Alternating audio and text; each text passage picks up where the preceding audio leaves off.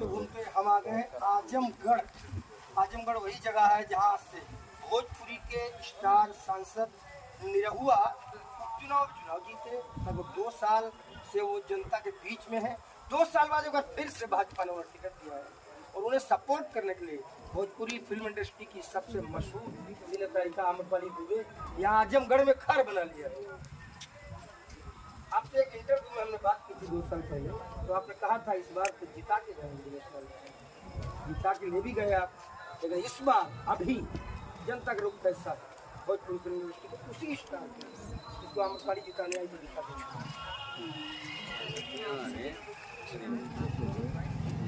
2 साल पहले तो दिनेश लाल यादव जी सिर्फ और सिर्फ इस बेसिस पर प्यार पा रहे थे कि वो भोजपुरी फिल्मों के सुपरस्टार एक्टर हैं, जो स्टार हैं।